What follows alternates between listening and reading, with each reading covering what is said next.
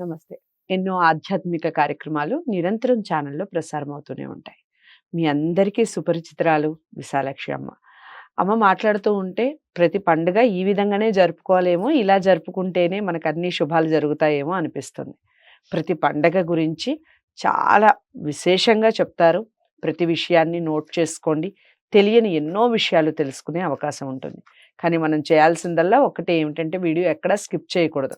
Skip చేయటం వల్ల ఏమిటి అంటే మనకు విషయం బోధపడదు. ఎక్కడో చోట విషయాన్ని మనం పక్కకి నెట్టేసిన వాళ్ళం అవుతాం. అందుకని ఎక్కడా కూడా వీడియో స్కిప్ చేయకుండా ఎంతైతే డ్యూరేషన్ ఉంటుందో అంతా కూడా ఖచ్చితంగా చూసే ప్రయత్నం చేయండి.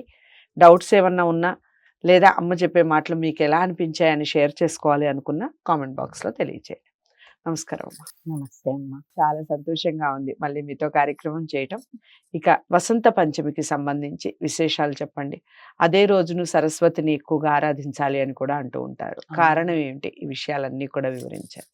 నమస్తే శారదాదేవి కాశ్మీరపురవాసిని త్వామహం ప్రార్థయే నిత్యం విద్యాం బుద్ధిం చ దేహి మే.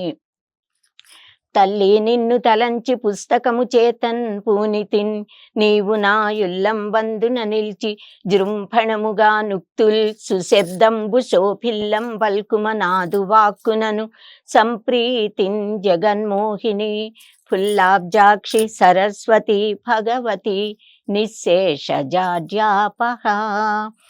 ఏ దేవత యొక్క ఏ ఒక్క స్తోత్రాన్ని తీసుకున్నా దాని అర్థాన్ని కనుక మనం విచారణ చేసినట్లయితే ఆ దేవత యొక్క తత్వము ఏమిటి అన్నది మనకి బోధపడుతుంది. శ్రీ మహాసరస్వతీదేవి, ఆవిడే జ్ఞాన సరస్వతీదేవి. ఆవిడ మనకు అమ్మలగన్నయమ్మ, అంటే మనందరికీ కూడా తల్లి, మాతృస్వరూపిణి తల్లి. మన అమ్మలకు కూడా అమ్మ ఎవరు అంటే సరస్వతీదేవే. మన సకల కోర్కెలను కూడా తీర్చే కల్పవల్లి ఆవిడ. ఆమెను మన హృదయంలో నిలుపుకుని మన వాక్కుల రూపంలో, మనం మాట్లాడే మాటల రూపంలో మనలో నుంచి వెలువడాలి అని, మనకు జ్ఞానాన్ని కలిగించాలని మనమందరం కూడా అమ్మను ప్రార్థించాలి. మనకి ముక్తినివ్వమని. అసలైన జ్ఞానము అమ్మవారే ఇస్తుంది గనక ఆ జ్ఞానము యొక్క పరమగమ్యము ముక్తి పొందడం గనక ముక్తినివ్వమని మనం ప్రార్థించాలి. మాఘ శుద్ధ పంచమిని అంటే మాఘ శుక్ల పంచమిని శ్రీ పంచమి లేకపోతే వసంత పంచమి అని అంటారు. బ్రహ్మజ్ఞానాన్ని కలిగించే గురూపసదనానికి అవసరమైన బ్రహ్మోపదేశము అంటే ఉపనయన సంస్కారము చేయడానికి అత్యంత శుభమైన ముహూర్తము వసంత పంచమి. కనుక వసంత పంచమి నాడు కనుక ఉపనయనము చేసినట్లయితే వారు అలా గురువు దగ్గరికి వెళ్ళి గురువు ఉపదేశం వల్ల, శాస్త్ర జ్ఞానం వల్ల, పఠనం శ్రవణ మనన నిధిధ్యాసనలతో ముక్తిని పొందగలుగుతారు. కనుక అంతటి పవిత్రమైన దినము వసంత పంచమి. మాఘస్య శుక్ల పంచమ్యాం విద్యారంభ దినేపిచ అనంటూ అలా ప్రారంభించి మనకి ధర్మ శాస్త్రాలలో అంటే గృహ్య సూత్రాలలో వసంత పంచమి ప్రాముఖ్యత, ఆ రోజు ఎలా చేయాలో విధి విధానాల గురించి చెప్పారు. నామరూపరహితమైన చిచ్చక్తి, జ్ఞాన శక్తి ఆవిడే సరస్వతీదేవిలా ఒక రూపాన్ని, ఆకారాన్ని సంతరించుకుని అవతరించినటువంటి రోజు మాఘ శుద్ధ పంచమి. కనుక ఆ రోజుని మనం శ్రీ పంచమి, వసంత పంచమి అంటాము. శ్రీ అంటే ఐశ్వర్యము, సౌభాగ్యము, సకల ఆనందాలు. స్త్రీలను పంచే, మనందరికీ పంచిపెట్టే సంపదలని, ఐశ్వర్యాలని ఇచ్చేటటువంటి పంచమి కనుక శ్రీ పంచమి. మన జీవితాలలో వసంతాన్ని కలిగిస్తుంది గనక అది వసంత పంచమి. వసంతము అని అంటేనే ఆనందము యొక్క ప్రాదుర్భావం. కనుక పరబ్రహ్మట బ్రహ్మదేవుడిని సృష్టించి సృష్టి కార్యం చేయమన్నాడు. బ్రహ్మదేవుడు ప్రజాపతులని సృష్టించి నాకు సృష్టి కార్యంలో మీరందరూ సహాయం చేయండి అని అడిగాట. అప్పుడు వాళ్ళకి అప్పటిదాకా వాగ్దేవి ఆవిర్భవించలేదు, మాట్లాడడం తెలీదు, సైగలు చేయడం మొదలు పెట్టారట. దాంతో ఇలా సైగలతో ఏమర్థమవుతుంది, సృష్టి కార్యం ఎలా చేయగలుగుతారు అని బ్రహ్మదేవుడు శ్రీ మహావిష్ణువును ప్రార్థిస్తే, శ్రీ మహావిష్ణువు సాక్షాత్తుగా పరమేశ్వరుడు, సర్వ విద్యలకి అధిదైవము ఈశ్వరుడు కనుక ఆ పరమేశ్వరుడిని ఆయన్ని ప్రార్థించి, ఈశ్వర నీ నుంచి నేను వాక్ శక్తిని యావత్ విశ్వానికి ఇద్దామనుకుంటున్నాను అని ఆయన అనుమతి తీసుకుని పరమేశ్వరుడి శరీరంలో నుంచి ఒక తెల్లని ఆ జ్ఞాన జ్యోతి లాంటి వెలుగుని, ఒక రూపాన్ని అమ్మవారిగా మలిచి బయటికి తీసుకొచ్చాడట. అంటే ఈశ్వరుడి సోదరి, శివ సోదరి సరస్వతీదేవి. అందుకే ఇద్దరు కూడా శుద్ధ స్ఫటిక మణినిపులు, తెల్లగా ఉంటారు. ఇద్దరు జ్ఞాన స్వరూపులు, విద్యార్థి దేవతలు కనుక అలా వాగ్దేవిని, శివ సోదరిని సృష్టించాడట. ఆవిడే సరస్వతీదేవి. అలా ఈవిడ సృష్టించబడింది అని దేవి భాగవతంలో చెప్పారు మనకి. ఇంకా దేవి భాగవతంలో 9వ స్కంధంలో చెప్పారు. ఇంకా బ్రహ్మ వైవర్త పురాణంలో గోలోక ఖండంలో కూడా ఇదే విషయాన్ని తెలియజేశారు.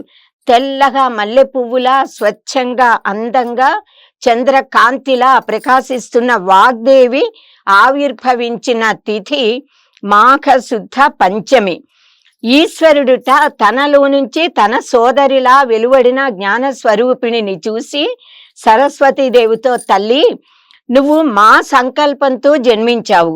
నిన్ను వాగ్దేవిగా, గీర్దేవిగా, గీర్వాణిగా, వాణిగా, వాక్ శక్తి స్వరూపిణిగా, బుద్ధిశక్తి, జ్ఞానశక్తి, ఇచ్ఛాజ్ఞాన క్రియాశక్తి స్వరూపిణిగా దేవతల చేత మానవుల చేత కూడా నీవు కొలవబడతావు. అందరి వాక్కులలోనూ నీవు చేరి వారికి మాట్లాడే శక్తి నివ్వమ్మా అని కోరాడట.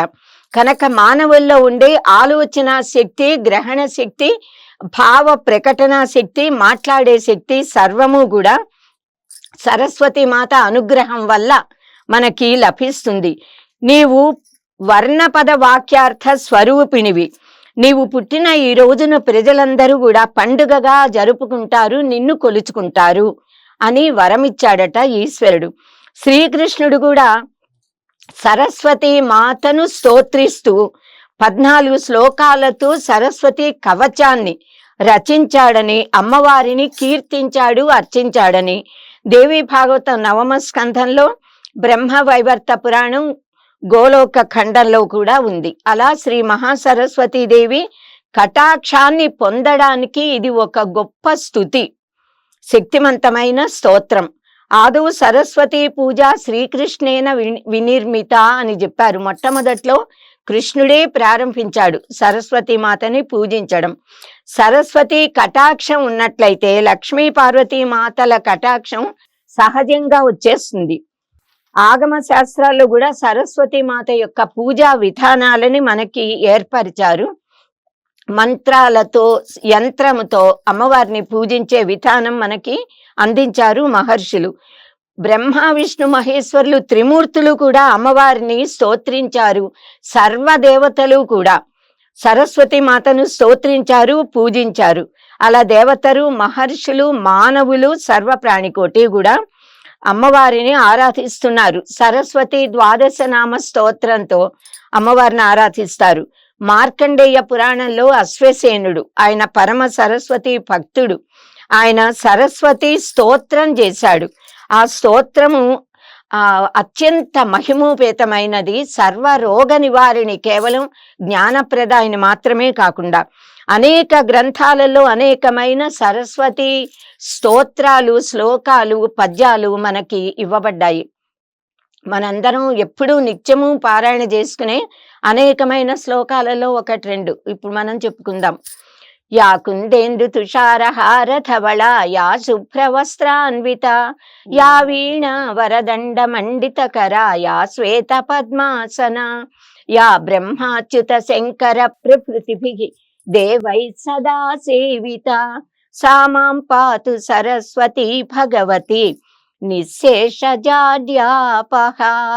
వేదాలలో అనేకమైన సరస్వతి సూక్తాలున్నాయి.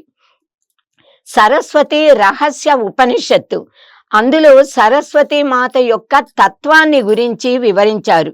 సరస్వతీదేవిని శబ్ద బ్రహ్మ స్వరూపిణిగా, ప్రణవ స్వరూపిణిగా ఆ ఉపనిషత్తులో వర్ణించారు. ఓం ప్రణోదేవి సరస్వతి వాజేభిర్వాజినీవతి ధీనామవిత్ర్యవతు అనంటూ మనమందరం కూడా ప్రార్థించుకుంటాము. వాజినీవతి అనంటే వాక్కులు, అన్నములు, సకల పదార్థాలు కూడా కలిగినటువంటి తల్లి అని అర్థం. వాజేభిహి, వాజి అంటేనే వాక్కులు, వాజి అంటే అశ్వములు, వాజి అంటే ఇంద్రియములు, వాజి అంటే వాక్కులు. వాజేభిహి అంటే వాక్కులను ఇచ్చి, అన్నాలను ఇచ్చి, సర్వ పదార్థాలని మనకు ఇచ్చి, అవిత్రి అవ రక్షణే, అవ అంటే కాపాడడం, అవిత్రి అంటే కాపాడే తల్లి, రక్షకురాలైన తల్లి. అవతు మనలను రక్షించుగాక అంటూ ఆ తల్లికి మనం నమస్కరించుకోవాలి. బమ్మెర పోతనామాచ్యుల వారు వేదాల్లో ఉన్న అనేకమైన సరస్వతి సూక్తముల యొక్క సారాన్ని, అనేకమైన బీజాక్షరాల మహిమను కూడా నిక్షిప్తం చేసి ఆంధ్ర మహాభారతంలో ఒక పరమద్భుతమైన శ్లోకాన్ని చెప్పారు. ఇది కనుక పఠించినట్లయితే, విద్యార్థులు పఠిస్తే వాళ్ళకి వెంటనే ఏ చదువులు చదివినా చాలా సులభంగా వస్తాయి. ఎవరు పఠించినా మేధా వృద్ధి జరుగుతుంది, మేధాశక్తి. శారద నీరదేందు ఘనసార పటీర మరాళ మల్లికాహార తుషార ఫేన రజతాచలకాశ ఫణీశ కుంద మందార సుధాపయోధి సిత తామర సామర వాహిని శుభాకార తనొప్పు నిన్ను మదినెన్నడు కానగల్గు భారతి. అంటే అమ్మా నిన్నెప్పుడు నేను చూడగలుగుతాను అంటూ ఆయన ఆర్తితో అమ్మవారిని ప్రార్థించినట్లుగా ఉంది. కానీ అమ్మ తెల్లనివన్నీ, ప్రకృతిలో ఉన్న తెల్లని పువ్వులని, తెల్ల వస్తువులని అన్నిటినీ ఇందులో చెప్పినట్టు కనిపిస్తుంది. కానీ ఇవన్నీ కూడా వేద సూక్తాల సారము, బీజాక్షరాలతో నిండి ఉంది కనుక పరమ శక్తిమంతమైనది. వేదవ్యాస భగవాన్లు గోదావరి నదీ తీరంలో సరస్వతి మాత గురించి పూజ చేసి అమ్మవారిని ప్రత్యక్షం చేసుకుని బాసర, అక్కడ జ్ఞాన సరస్వతీ దేవిని బాసరలో ప్రతిష్ఠించారు. మనమందరం కూడా మన పిల్లలకి అక్షరాభ్యాసం చేయాలంటే బాసర వెళ్ళి అక్కడే చేయిస్తూ ఉంటాము. జ్ఞానం కావాలి అంటే అక్కడికి వెళ్ళి అమ్మని ప్రార్థించాలి. ముక్తి కావాలి అంటే జ్ఞాన సరస్వతీ దేవి మనకి ముక్తి, ఆవిడ శారదాదేవి కనుక ఆవిడ మనకి ముక్తినివ్వగలుగుతుంది. ఆదిశంకర భగవత్పాదులు కంచి కామకోటి పీఠంలోను 4 మఠాలలో, శృంగేరి శారదా మఠంలో, అన్ని మఠాలలో కూడా జ్ఞాన స్వరూపిణి అయిన సరస్వతీదేవిని శ్రీ శారదాదేవి నామంతో శారదాదేవిగా ప్రతిష్ఠించారు. ప్రతిరోజు కూడా శారదా చంద్రమౌళీశ్వర స్వామి అర్చన జరిగేలాగా ఏర్పాటు చేశారు. ప్రతిరోజు మానవులందరూ కూడా సరస్వతీదేవిని ప్రార్థించాలి. ఎందుకంటే విద్యల తల్లి గనక పిల్లలకు మనం చిన్నప్పటి నుంచే అలా పూజించడం అలవాటు చేయాలి. అక్షరాభ్యాసం అప్పుడే శివుడిని మహేశ్వరుడిని పూజించడము, సరస్వతి మాతను పూజించటము మనం అలవాటు చేస్తున్నాము. సిద్ధమంత్రమైన పంచాక్షరి మహామంత్రాన్ని కూడా మార్చి ఉపదేశం చేస్తున్నాము. అలాగే సరస్వతి మాత పుట్టినరోజైన శ్రీ పంచమి రోజున, అమ్మవారి నక్షత్రమైన మూలా నక్షత్రం రోజున, సరస్వతి మాతకు చాలా ప్రియమైన సప్తమి తిథి నాడు కూడా మనమందరం సరస్వతి మాతను పూజించాలి. పంచమి తిథి కూడా అమ్మవారికి ఇష్టం, సప్తమి తిథి కూడా అమ్మవారికి ఇష్టమే. తన జన్మ నక్షత్రమైన మూలా నక్షత్రం రోజున ఆది పరాశక్తి అయిన శ్రీ లలితా పరాభట్టారిక, ఆవిడే చండీ పరాంబికగా మనకి చండీ సప్తశతిలో వివరించారు. ఆవిడ మహాసరస్వతీ దేవిగా అవతరించి ఎందరో రాక్షసులను, నిశుంభులను సంహరించింది. ఈ వివరాలన్నీ కూడా మనకి దేవి మహాత్యంలో, మార్కండేయ పురాణంలో దేవి మహాత్యంలో ఉంది, బ్రహ్మాండ పురాణంలో చెప్పారు. ఇంకా దేవి సప్తశతిలో ఇవన్నీ కూడా మనం చూస్తాము. శుంభుడు అనంటే చెడ్డ ఆలోచనలు, దుర్మార్గమైన బుద్ధులు, దురాలోచనలని కలిగించేటటువంటి వాడు శుంభుడు. ఇంకా అంటే మంచి ఆలోచనలని నశింపజేస్తాడు, దుష్ట ఆలోచనలు కలిగిస్తాడు. నిశుంభుడు అనంటే జ్ఞాపక శక్తిని నిర్వీర్యం చేస్తాడనమాట. మనకి జ్ఞాపక శక్తి లోపిస్తుంది వీడి దుష్ట ప్రవర్తన వల్ల. అంటే వివేకం ఉండదు. అలా శుంభ నిశుంభులు ఇద్దరు కూడా మనకి జ్ఞాపక శక్తి లేకుండా చేస్తారు, జ్ఞానాన్ని పోగొడతారు, అజ్ఞానాన్ని కలిగిస్తారు. ఇటువంటి వారిని అమ్మవారు మూలా నక్షత్రం రోజున సరస్వతీదేవిగా అవతరించి వాళ్ళని సంహరించింది. అంటే అర్థం ఏమిటి అని అంటే, మనలో ఉన్న దురాలోచనలని, దుష్ట భావనలని, అజ్ఞానాన్ని, జ్ఞాపక శక్తి లేకపోవడాన్ని, అవివేకాన్ని కూడా అమ్మవారి ప్రార్థన వల్ల మనం పోగొట్టుకోగలుగుతాము. అమ్మవారే వాటిని పోగొడుతుంది అని, మనకి జ్ఞాపక శక్తిని, తెలివిని, జ్ఞానాన్ని అనుగ్రహిస్తుంది అని మనం గ్రహించాలి. ఈ జగన్మాతే త్రిజగన్మాత అంటే సరస్వతీదేవిగా ఆవిర్భవించిన మహాకాళి, మహాలక్ష్మి, మహాసరస్వతి స్వరూపిణి ఆది పరాశక్తే మహాసరస్వతీదేవి. విద్యా ప్రదాన సమయే శశికోటి శుభ్రం ఐశ్వర్యదాన సమయే నవ విద్రుమాపాం విద్వేషి వర్గదళనేతు తమాల నీలాం దేవీం త్రిలోక జననీం శరణం ప్రపద్యే అని మనం ప్రార్థిస్తాము. ఉన్న తల్లి ఒక్కరే, ఆవిడే ఆది పరాశక్తి. ఆవిడే మహాసరస్వతీదేవిగా, లక్ష్మీదేవిగా, పార్వతీదేవిగా విరాజమానమవుతూ మనతో పూజలు అందుకుంటోంది.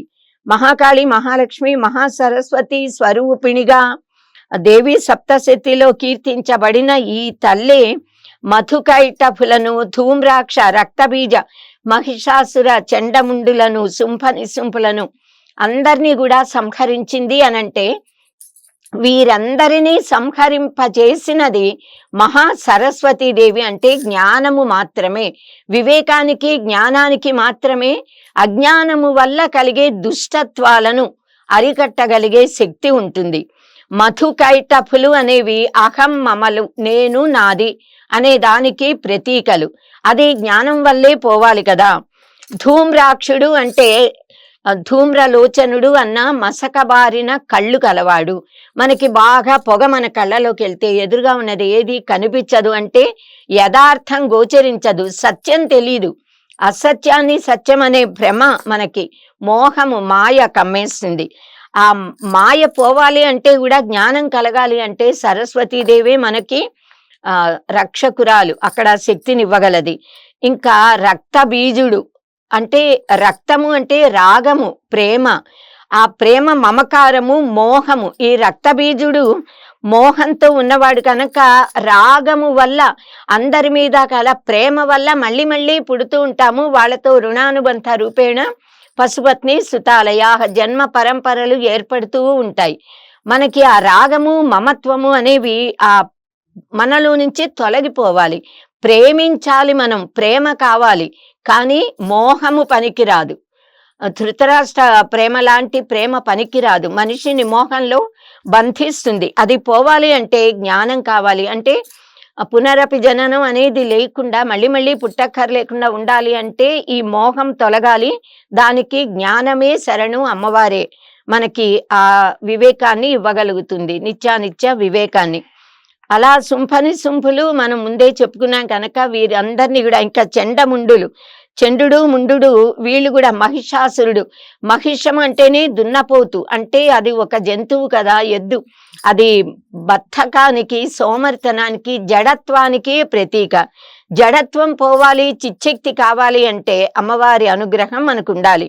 ఇంకా చండు ముండు అనంటే కామము, క్రోధము, అన్నింటికీ కారణం కామయేష క్రోధయేష అని చెప్పింది కదా భగవద్గీత కూడా.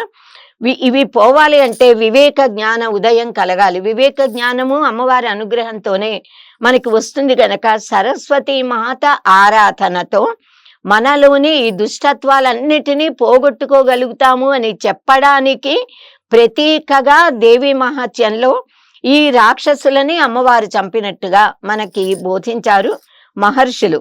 ఈ జగన్మాతని, ఈ మహాసరస్వతీ దేవిని మనం గాయత్రి మాతగా ఉదయం పూట సంధ్యావందనం చేసేటప్పుడు ఉదయము ప్రాతకాలంలో గాయత్రి మాతగా, మాధ్యాహ్నిక సంధ్యలో సావిత్రీదేవిగా, సాయంకాలం సరస్వతీదేవిగా సంధ్యా సమయాలలో ఉపాసిస్తున్నాము. మార్కండేయ పురాణంలో అశ్వసేనుడు చేసిన ఈ సరస్వతి స్తోత్రం ఉంది అని చెప్పుకున్నాం కదా. ఇది చాలా మహిమోపేతమైనది. దీన్ని పారాయణం చేయడం వల్ల అసాధారణమైన ధారణ శక్తి కలుగుతుంది. చాలా మంది అంటే ఎంతో ధారణ కలిగిన వాళ్ళు ఉన్నారు అని మనం చెప్తూ ఉంటామే, వారందరూ కూడా సరస్వతీ మాత ఉపాసకులే. కనుక సరస్వతీదేవి అనుగ్రహంతో ధారణా శక్తి మనం పొందగలుగుతాము.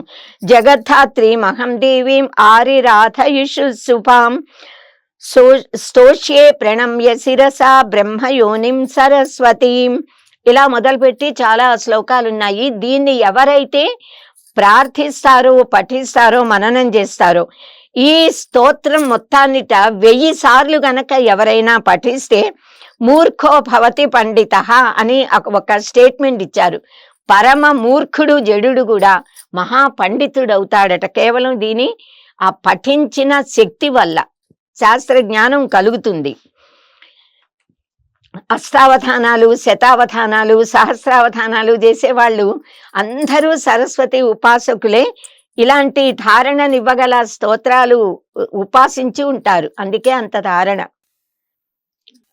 సరస్వతి మాతనే మనం బ్రాహ్మి అని, వైష్ణవి అని, రౌద్రి అని కూడా మనం ప్రార్థిస్తూ ఉంటాము. సరస్వతి మాతకి అనేక అవతారాలు ఉన్నాయి. సర్వశుక్ల సరస్వతి అని వేదం చెప్తోంది మనకి. ఈ తల్లి కూడా శివుడిలాగా శివ సోదరి కదా. శుద్ధ స్ఫటిక మణి నిభ, స్వచ్ఛమైన స్ఫటికంలాగా కాంతితో తెల్లగా విరాజమానమవుతూ ఉంటుంది. అంటే శుద్ధ సత్వ స్వరూపిణి. సత్వాత్ సంజాయతే జ్ఞానం అన్నారు. ఎవరిలో సత్వగుణం ఉంటుందో వారికి జ్ఞానం కలుగుతుంది. అమ్మవారు శుద్ధ సత్వ స్వరూపిణి గనక ఆవిడ ఉపాసనతో మనలో ఉన్న సత్వగుణం శుద్ధ సత్వంగా పరిణమిల్లుతుంది. కనుక మనం అలా మన సత్వగుణాన్ని శుద్ధ సత్వంగా మార్చుకోవాలి. ఈ సరస్వతి మాత ఎప్పుడూ తెల్లని వస్త్రాలు ధరించి ఉంటుంది. ధౌత వస్త్రాంబర ధారి, చేతిలో వీణను పట్టుకుంటుంది, అక్షమాల పట్టుకుంటుంది, పుస్తకాన్ని, వేదాలకి ప్రతీకగా పుస్తకాన్ని పట్టుకుని అభయ వరద హస్తము, ఆ హస్తాలతో ఉంటుంది. మనం వీణ పట్టుకుంటుంది కదా, వీణ అంటేనే సంగీతానికి ప్రతీక. వీణ ధ్వని ఓంకారానికి ప్రతీక. సంగీతమపి సాహిత్యం సరస్వత్యా స్తనద్వయం ఏకం ఆపాత మధురం అన్యద్ ఆలోచనామృతం అని చెప్పారు. సంగీతానికి వీణని, సాహిత్యానికి పుస్తకాన్ని అమ్మవారు ధరించింది అని మనం అనుకోవచ్చు. ఇంకా అక్షమాల అంటేనే అందులో అక్షరాలు, అక్షరములు అని అంటే యావత్ వాంగ్మయం మొత్తం. కనుక దానికి ప్రతీకగా అక్షమాల, అక్షర సముదాయ స్వరూపానికి ప్రతీకగా, సమస్త సాహిత్యానికి ప్రతీకగా పుస్తకాన్ని అమ్మవారు ధరించి మనకి జ్ఞానానికి ప్రతీక అయిన వేదాలు అని అనుకోవచ్చు. ఆ వేద విజ్ఞానం కావాలంటే అమ్మవారి అనుగ్రహం ఉండాలి. కనుక ఆ రూపాన్ని చూడగానే మనం అమ్మ నుంచి ఏమేం పొందగలుగుతాము అన్నది మనకి అర్థమవుతుంది. ఇంకా అమ్మవారు శ్వేత పద్మాసనాసీన అయి ఉంటుంది. తెల్లని 1000 రేఖల పద్మంలో కూర్చుని ఉంటుంది. తెల్లదనం స్వచ్ఛతకి, పద్మము అనేది వికసనత్వానికి, సహజ సుగంధత్వానికి ప్రతీక. ఇంకా అమ్మవారు హంసవాహని. హంసలో సృష్టిలో ఏ జంతువుకి, పశుపక్షాదులకి, మానవులకి, ఏ పక్షికి లేని ఒక అద్భుతమైన మహిమ శక్తి పుట్టుకతో ఉంది. ఏమిటి అనంటే క్షీరనీర న్యాయము అని అంటూ మన న్యాయంలా కూడా చెప్పుకుంటాము. పాలు నీళ్లు కలిపి హంసగిస్తే పాలని మాత్రమే తాగి నీరు వదిలేస్తుందిట. అంటే ఈ విశ్వంలో మనకి నానాత్వం కనిపిస్తోంది. కనిపిస్తున్న నానాత్వం అంతటా అంతర్యామిలా ఉన్న కనిపించని పరతత్వాన్ని, ఏకత్వాన్ని, బ్రహ్మతత్వాన్ని మనం గ్రహించగలగాలి అని హంస మనకి తెలియజేస్తోంది. కనుక అలాంటి దాని మీద ఆసీనురాలైన అమ్మని ఆరాధిస్తే మనకు ఆ సదసద్ వివేకం కలిగి ముక్తులం అవ్వగలుగుతాము. ఇంకొకటి ఏమిటి అంటే ఈ హంసలు అనేవి బ్రహ్మదేవుడి సృష్టి కాదు. సరస్వతి మాతే తన కోసము, బ్రహ్మదేవుడి కోసము కూడా ఒక ఆడహంసని, ఒక మగ హంసని తెల్లని దేహంతో, తెల్లని రెక్కలతో, ఎర్రని ముక్కుతో, ఎర్రని పాదాలతో ఉండే, అది నీళ్లల్లో, నేల మీద, ఆకాశంలో, అగ్నిలో కూడా సంచరించగల శక్తి కలిగిన ఒక దివ్యమైన ఆ దైవీ శక్తిని పుట్టించింది. దాన్ని మనం హంస అని అంటున్నాము. హంస అనంటే శ్వాసలు, హంసలు అంటే పరమహంసలు, పరమహంసలు యోగులు, వారిని కూడా హంస అని అంటాము. ఆ హంసలందరూ చేరి అమ్మవారిని ఆరాధిస్తూ ఉంటారట. సో మనం జ్ఞానాన్ని గ్రహించాలి అనంటే జ్ఞాన స్వరూపిణి అయిన సరస్వతి మాతను ఆరాధించాలి. ఇంకొకటి, హంస అరిస్తే మనకి ఓంకారం పలికిన ధ్వనిలా వినిపిస్తుంది. హంసనాదాలు ఎప్పుడైనా ఎవరైనా విని ఉంటే అది ఓంకార స్వరూపంలా, ఓంకారంలానే ఉంటుంది ఆ శబ్దం. నెమళ్ళది క్రేంకారం అని అంటారు, దీనిది హంసలది ఓంకారం. ఓంకారం లాగా ప్రణవనాదం చేస్తాయి అవి, ధ్వనించడం, మాట్లాడడం, అమ్మవారితో మాట్లాడుతూ ఉంటాయిట సరస్వతి మాతతో. ఇంకో ముఖ్యమైన విషయం ఏమిటి అనంటే, ఇది శ్వాస అని చెప్పుకున్నాం గనక, మన దేహంలో ఉచ్ఛ్వాస నిశ్వాస రూపంలో ఉన్న శక్తి ఎవరు అంటే సరస్వతీదేవి. ఆవిడే ప్రాణశక్తి, ఆవిడే చిచ్చక్తి. మనలో ఉన్న యోగ శక్తి కూడా ఆవిడే. ఆవిడ అనుగ్రహం ఉంటే యోగముతో మనం కుండలిని జాగృతం చేసి ముక్తి పొందగలుగుతాము. ఈ తల్లినే జ్ఞాన స్వరూపిణిగా జ్ఞాన ప్రసూనాంబ, మనం జ్ఞాన ప్రసూనాదేవిని శ్రీశైలంలో కొలుచుకుంటాము. ఈవిడనే మనం నీల శ్యామలాదేవి దేవిగా ఆరాధిస్తాము. శ్యామలాదేవి, కాళిదాస మహాకవి శ్యామలాదేవిని ఉపాసించి ఆ క్షణానే మామూలుగా పామరుడైన అతను మహాకవి మహాపండితుడు అయి శ్యామల దండకంతో అమ్మవారిని స్తోత్రించాడు, మనందరికీ తెలుసు కదా. అలా రాజశ్యామలాదేవి ఆ ఆరాధనతో ఎందరో కవులు మహాపండితులయ్యారు, గొప్ప అఖండమైన కీర్తిని సంపాదించుకున్నారు. శారదాదేవి మనకి, సరస్వతీదేవి లౌకికమైన విద్యలను ఇస్తుంది, శారదాదేవి ఆరాధన ముక్తిని కలిగిస్తుంది అని చెప్తారు పెద్దలు. కనుక శ్యామల నవరాత్రులు మనం మాఘ శుద్ధ పాడ్యమి నుంచి మాఘ శుద్ధ నవమి దాకా ఈ 9 రోజులని శ్యామల నవరాత్రులు, గుప్త నవరాత్రులని కూడా అంటాము. ఆ శ్యామల నవరాత్రుల పేరిట సరస్వతి మాతను మనం ఆరాధిస్తున్నాము. సరస్వతి అంటేనే జ్ఞానము, జ్ఞానము అంటే సరస్వతి అనే పదం సృ సర అంటే ప్రవహించడం, టు మూవ్ అని అంటాం, కదలడం అనే అర్థం ఉన్న ధాతువు. దాని నుంచి సరస్వతి అనే పదం వచ్చింది. అంటే ఎప్పుడూ కదులుతూ ఉంటుంది, ప్రవహిస్తూ ఉంటుంది. కనుకే నదీ రూపంలో కూడా, సరస్వతి నదీ రూపంలో కూడా సరస్వతి మాత ఉంది. వేదాలలో సరస్వతి నది, వృషద్వతి నది, పద్మా నది, ఇవన్నీ అత్యంత పవిత్రమైన సుకుమారమైన నదులుట. కొంచెం కల్మషం తగిలితే అవి మాయమైపోతాయి. అందుకే సరస్వతి మాత అంతర్వాహిని అయింది. వృషద్వతి, పద్మా నదులు దేవలోకానికి వెళ్ళిపోయాయి, అవి ఇప్పుడు భూలోకంలో కనిపించట్లా, ఒకప్పుడు ఉండేవి. మనకి సరణశీలత్వాత్ సరస్వతి అని అంటారంటే ప్రవహిస్తూ ఉంటుంది గనక సరస్వతి. మరి నది రూపంగా కాకుండా మనం అమ్మవారి రూపంలో ఆరాధిస్తున్నాం కదా సరస్వతీ దేవిని అంటే, ఆవిడ జ్ఞాన స్వరూపిణి కదా. తల్లిదండ్రుల నుంచి పిల్లలకి, గురువుల నుంచి శిష్యులకి, ఒక తరం నుంచి మరొక తరానికి ఆ జ్ఞానము అందివ్వబడుతూ ఉంటుంది. వేద విజ్ఞానము ఎన్ని వేల లక్షల కోట్ల 200 కోట్ల సంవత్సరాలైంది సృష్టి ప్రారంభమయ్యని మనకి వేదాల్లో ఉంది, పురాణాల్లో ఉంది. ఇప్పుడు సైంటిస్టులు కూడా ప్రయోగాలతో నిరూపించారు. అప్పటి నుంచి జ్ఞానగంగ ఋషుల ద్వారా మౌఖికంగా శిష్యులకు ఇవ్వబడి ప్రవహిస్తూనే ఉంది కదా. ఇలా సరస్వతీదేవి ఆరాధన వల్ల మనం లౌకికమైన విద్యలు పొందగలుగుతాము, కీర్తి ప్రతిష్టలు, సుఖవంతమైన జీవితం, అలాగే ఆముష్మికమైన సుఖాలని పొందుతాము. వీటన్నిటికీ పరమైన ముక్తిని కూడా మనం పొందగలుగుతాము. అందుకే సరస్వతీదేవిని శారదాదేవి అన్నారు. అంటే దక్షిణామూర్తి స్వరూపం. మనకి ఈశ్వరుడు సనక సనందనాదులకి జ్ఞానాన్ని ఇవ్వడానికి, బ్రహ్మ జ్ఞానాన్ని ఇవ్వడానికి శ్రీ దక్షిణామూర్తిలా అవతరించాడు కదా వటవృక్షం కింద కూర్చుని. ఆ దక్షిణామూర్తి స్వరూపమే సరస్వతీదేవి యొక్క మూల రూపము అని చెప్తారు ఆదిశంకర భగవత్పాదులు. కనుక జగద్గురు ఆదిశంకర భగవత్పాదులు రాసిన ఆ దక్షిణామూర్తి స్తోత్రము, సరస్వతి అమ్మవారు ఇద్దరు ఒక్కరే. ఆవిడనే శారదాదేవి అని అంటాము. శృంగేరి మఠం అన్ని మఠాలలో స్థాపించారు. కనుక ఈ తల్లి, ఈ శారదాదేవి చేతుల్లో కూడా దక్షిణామూర్తికి ఎలా వర్ణిస్తారో, ఆయన దక్షిణామూర్తి స్వరూపమైన శివుడి చేతిలో ఏవి ఉంటాయో అలాంటి అమృత కలశము, చిన్ముద్ర, అక్షమాల పుస్తకము ఇవన్నీ కూడా శారదాదేవి ధరించి ఉంటుంది. చిన్ముద్ర అంటే జీవ బ్రహ్మ ఐక్యతని బోధిస్తుంది అని అంటారు. చిత్శక్తి వల్లే, చిత్ అంటేనే కాన్షియస్నెస్, చైతన్యం, ఆ చైతన్యమే పరబ్రహ్మము, అదే అమ్మవారు, అదే మనలో ఉండి మనని నడిపిస్తోంది. ఇంకా అమృత కలశాన్ని పట్టుకుంటాడు దక్షిణామూర్తి, అలాగే శారదాదేవి కూడా పట్టుకుంటుంది. అంటే అమ్మని ఉపాసించే వాళ్ళకి అమృతత్వం కలుగుతుంది.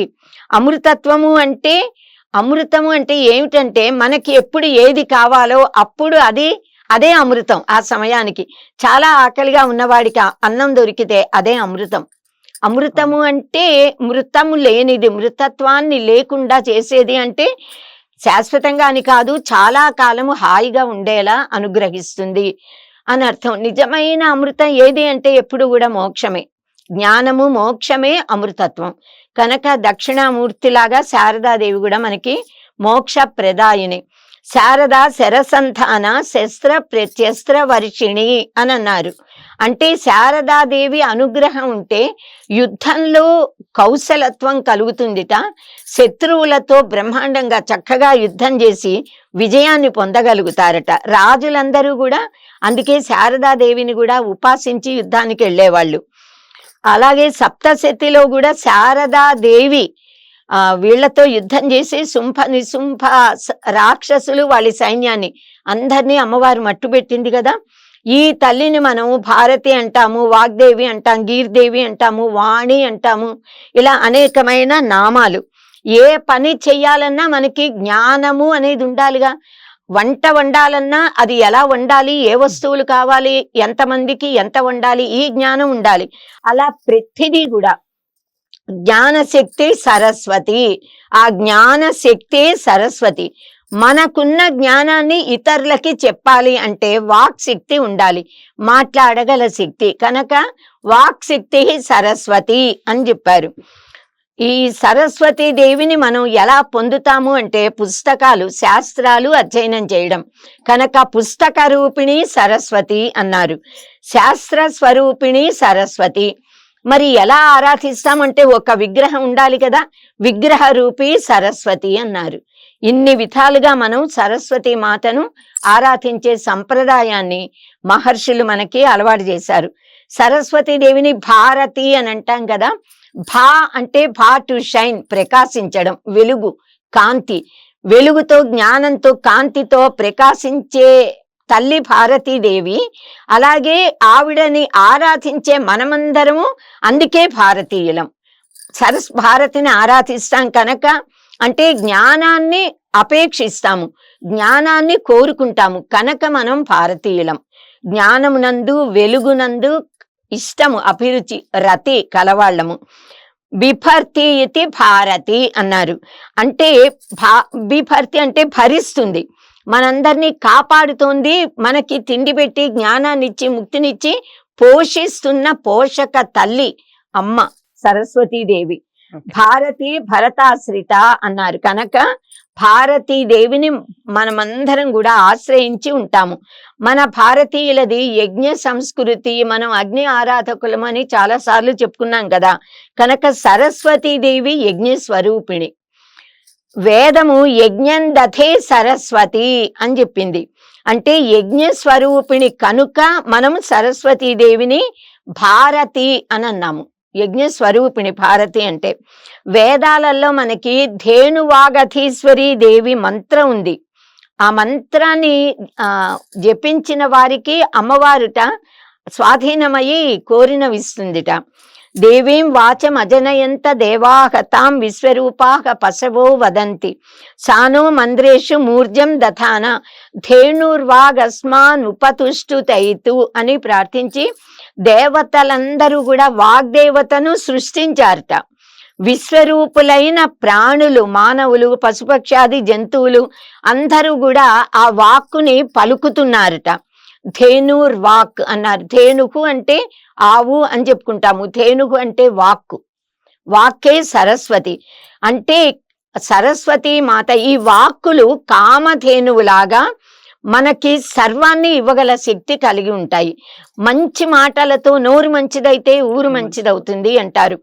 తప్పు మాటలు మాట్లాడితే నోరా వీపుకు దెబ్బలు తాకే అని అంటారు. ఇలా మంచి మాటలు, వాచా కా దరిద్రత, ఏమైనా డబ్బు లేకపోవచ్చు, వస్తువు లేకపోవచ్చు, ప్రేమగా 4 మాటలు మాట్లాడి అనునయించడానికి ఏం దరిద్రం ఉంది? లేదు కదా. ఈ శక్తినంతా ఇచ్చేది వాక్ శక్తి సరస్వతీదేవి. అలా మనని పోషిస్తోంది కనుక భారతీదేవి అన్నారు.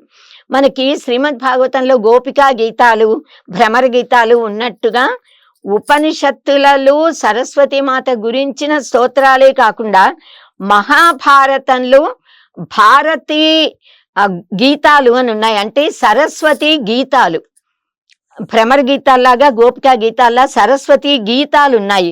వాటిని పారాయణ చేస్తే చిత్తశుద్ధి కలుగుతుంది.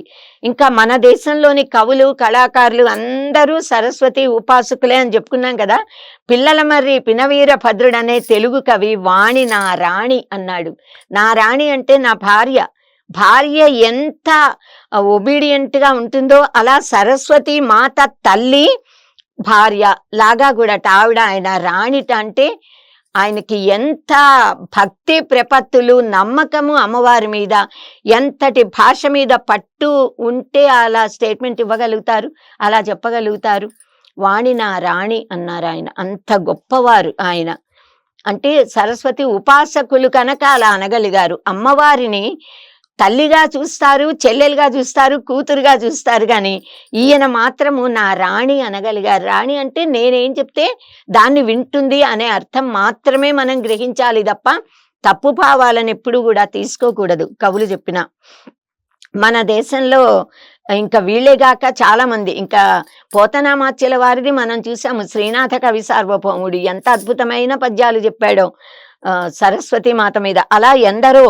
శ్రీనాథ కవి సార్వభౌముడు చింతామణి సరస్వతి ఉపాసకుట్ట. అంటే సరస్వతీదేవి అనేక రకాల అవతారాల్లో ఉందనుకున్నాం కదా. సర్వార్థ సాధక చింతామణి సరస్వతి. కోరిన కోర్కెలన్నిటినీ నెరవేరుస్తుంది ఆవిడ. ఇందు చందన కుంద మందార సార చరణ అనంటూ అద్భుతమైన శ్లోకాలతో అమ్మవారిని ఆయన వర్ణించాడు, సరస్వతీదేవిని. ఇలా మానవులందరూ కూడా విశేషంగా విద్యార్థులు, జ్ఞానం కావాలనుకునే ప్రతి ఒక్కళ్ళు సరస్వతీదేవిని ఉపాసించాలి. మాఘ శుద్ధ పంచమి నాడు శ్యామల నవరాత్రుల్లో 9 రోజులు, శరన్నవరాత్రుల్లో మూలా నక్షత్రం రోజున, సప్తమి తిథి అమ్మవారికి ఇష్టం గనక ప్రతి సప్తమి తిథి నాడు, ప్రతి నెల పంచమి తిథి నాడు కూడా, సప్తమి తిథిన మూలా నక్షత్రం రోజున సరస్వతి మాతను విశేషంగా పూజించాలి. రోజు మామూలుగా పూజించిన విశేష పూజలు ఆ రోజుల్లో చేయాలి. సరస్వతీం శుక్లవర్ణం వీణా పుస్తకధారిణీం సుస్మితాం సుమనోహరాం సురగణైః సుపూజితాం కోటి చంద్ర ప్రభాం దేవీం ధ్యాయే దీప్సిత సిద్ధయే. నా ఈప్సితాలు సిద్ధించడానికి ఇలా అమ్మవారిని ఆరాధిస్తున్నాను. అమ్మవారు ఎలా ఉందిట? తెల్ల కలువలతో, తెల్లని పూలతో, మల్లెలు, మొల్లలు, సన్నజాజులు, విరజాజులు, దొంతర మల్లెలు, నందివర్ధనాలు, తెల్ల మందారాలు, పారిజాత కుసుమాలు, వీటిలాగా అమ్మవారు ఉందిట. వాటితో అమ్మవారిని మనం ఆరాధించాలి. మాలలు కట్టి సమర్పించాలి సరస్వతీదేవికి. ఇంకా అమ్మవారికి ఇష్టమైన పదార్థాలను నైవేద్యంగా పెట్టాలి. అమ్మవారికి ఏది ఇష్టము అనంటే భక్తితో, భక్తులు ఏది పెట్టినా ఏ దేవుడికైనా ఇష్టమే. కానీ అమ్మవారికి ఇష్టమైనవేవి ఎలా పూజించాలి అన్నది కూడా పద్ధతి మనకి చెప్పారు శ్రీకృష్ణ పరమాత్మ. మనందరికీ కూడా అంటే మొట్టమొదట్లో ఆయన 14 శ్లోకాలతో కవచం రచించి అమ్మని స్తోత్రించి అమ్మవారిని పూజించి లోకానికి సరస్వతీదేవిని ఇలా పూజించండి అని మార్గాన్ని నిర్దేశించారు. పరమాన్నంచ గోఘృతం నారికేళం తదుదకం కసేరు మూల మాద్రకం పక్వ రంభాఫలం చ ఆర్ద్రముద్గాశ్చ సమర్పయేత్ అని చెప్పారు. అంటే ఆవు నెయ్యితో వండిన పరమాన్నము, కొబ్బరి నీళ్లు లోపలున్నవి, ఒక విధమైన గరిక అమ్మవారికి ఇష్టం. గరికల్లో అనేక రకాలు, ఒక గరిక అమ్మవారికి ఇష్టం. అల్లంతో చేసిన పదార్థాలు ఇష్టంట. పండిన అరటి పళ్ళు, చక్కని పళ్ళు, నానబెట్టిన పెసరపప్పు అంటే వడపప్పు పానకము మనం సమర్పిస్తుంటాం కదా, ఇవన్నీ కూడా నైవేద్యంలా పెట్టాలి. సుగంధ శుక్ల పుష్పంచ చందనం ధవళ వస్త్రం శంఖ మౌక్తిక స్రజం సమర్పయేత్ అన్నారు. పూజించాక అమ్మవారికి సుగంధ భరితమైన తెల్లని పూలను, పూల మాలలను, తెల్లని చందనం సుగంధంగా ఉంటుంది. తెల్లని అంచు ఎరుపు గాని ఆకుపచ్చ కానీ ఉన్న అంచున్న తెల్లని వస్త్రాలు, పట్టు పీతాంబరాలు అమ్మవారికి ఇవ్వాలి. శంఖము తెల్లగా ఉంటుంది, తెల్లనివన్నీ అమ్మవారికి సమర్పించుకోవాలి. శంఖము, ముత్యాల మాల, ముత్యాలు అమ్మవారికి చాలా ఇష్టం. ఇలా అన్ని తెల్లనివే. ఎందుకు అంటే సరస్వతీదేవికి ఎందుకు ఇలా సమర్పిస్తారు అంటే, తెలుపు అనేది వెలుగుకి ప్రతీక, జ్ఞానానికి ప్రతీక, శుద్ధ సత్వ గుణానికి ప్రతీక. అమ్మవారు తర్వాత నిర్మలత్వానికి, స్వచ్ఛతకు, ట్రాన్స్పరెంట్ అంటారే, ఆ ఏ కల్మషము లేకుండా అలా ఓపెన్ గా ఉండడం అంటే, చక్కగా ఏది ఉంటే దాన్ని, ఏ భావన ఉందో అది మాటల్లో మాట్లాడడం, ఏది మాట్లాడతామో అది ఆచరణలో చూపించడం, అది పారదర్శకత్వం. అది అమ్మవారికి ఇష్టం. దానికి ప్రతీక తెలుపుదనం. శుద్ధ సత్వానికి ప్రతీక కనుక అమ్మవారు శుద్ధ సత్వ స్వరూపిణి కనుక అది మనకి రావాలంటే వీటితో అమ్మను పూజించాలి. ఇలా అమ్మవారికి నైవేద్యాలు సమర్పించి భక్తి శ్రద్ధలతో ఆరాధించి త్వమేవ శరణం మమ అని వేడుకుంటే అమ్మవారు మనకి జ్ఞానాన్నిచ్చి మనందరినీ కూడా తరింపజేస్తుంది. సరస్వతి త్వయం దృష్ట్వా వీణా పుస్తకధారిణి హంసవాహన సమాయుక్త విద్యాదానకరీ మమ ప్రథమం భారతీ నామ ద్వితీయం చ సరస్వతి తృతీయం శారదాదేవి చతుర్థం హంసవాహని పంచమం జగతి ఖ్యాతం షష్టం వాగీశ్వరీ తథా కౌమారీ సప్తమం ప్రోక్తం అష్టమం బ్రహ్మచారిణి నవమం బుద్ధిదాత్రీ చ దశమం వరదాయిని ఏకాదశం క్షుద్రఘంట ద్వాదశం భువనేశ్వరి బ్రాహ్మీ ద్వాదశ నామాని త్రిసంఖ్యాం యః పఠేన్నరః సర్వసిద్ధికరీ తస్య ప్రసన్నా పరమేశ్వరి సా మే వసతు జిహ్వాగ్రే బ్రహ్మరూపీ సరస్వతి. ఇది శ్రీ సరస్వతి ద్వాదశ నామ స్తోత్రం. చాలా చక్కగా వివరించారు అమ్మవారి యొక్క విశేషాలు. సరస్వతి అమ్మవారి యొక్క విశేషాలన్నీ కూడా ఈ వీడియో ద్వారా తెలుసుకున్నాం. వీడియోని నేను మొదట్లోనే చెప్పాను, ఎక్కడ స్కిప్ చేయకుండా చూడండి. చూస్తేనే మనకి విషయం బోధపడుతుంది. అమ్మని ఎలా ఆరాధించాలో, అలాగే ఆరాధించడం వల్ల కలిగే లాభాలు ఏమిటో తెలుస్తాయి. వీడియోని అందరికీ షేర్ చేయండి, లైక్ చేసి ఛానల్ని సబ్స్క్రైబ్ చేసుకోండి. తదుపరి వీడియో ద్వారా మళ్ళీ కలుద్దాం. నమస్తే. హిట్ టీవీ యాప్, ఇందులో short news, live news, entertainment shows, movies, digital magazines తో పాటు మీ జిల్లా వార్తలను కూడా ఫ్రీగా చూడొచ్చు. అంతేకాదు కేజీ నుంచి పీజీ వరకు విద్యార్థులకు స్కాలర్షిప్ కూడా అందిస్తున్నాం. ప్రతి వారం 10 మందికి లక్కీ డ్రా ద్వారా ఒక్కొక్కరికి 10,000 రూపాయలు అందిస్తున్నాం. ఇంకెందుకు ఆలస్యం, వెంటనే హిట్ టీవీ యాప్ ని డౌన్లోడ్ చేసుకుని ఫ్రీగా ఎంటర్టైన్మెంట్ పొందండి. Hit TV app. Hit TV app. Please download hit TV app. Hit TV యాప్ని ఫ్రీగా డౌన్లోడ్ చేసుకొని ఎంజాయ్ చేయండి. మీకు నచ్చిన ఎంటర్టైన్మెంట్ కోసం హిట్ టీవీ యాప్ ని ఫ్రీగా డౌన్లోడ్ చేసుకొని ఎంజాయ్ చేయండి. హిట్ టీవీ యాప్ని డౌన్లోడ్ చేసుకుని ఆస్వాదించండి, ఆశీర్వదించండి. ఇంతమంది సెలబ్రిటీలు హిట్ టీవీ యాప్ ని డౌన్లోడ్ చేసుకోండి అని చెప్తున్నారంటే ఎంత మంచి యాప్ ఆలోచించండి. అమెరికా అమెరికా అమెరికా అమెరికాలో చదవాలనుకునే వాళ్ళకి విశ్వసనీయమైన పేరు మన శౌర్య కన్సల్టెన్సీ. UK లో 1 year masters. UK లో 1 year masters. 2 years work permit up to 5 years visa. Contact Saurya Consultancy. Contact 89851 89851.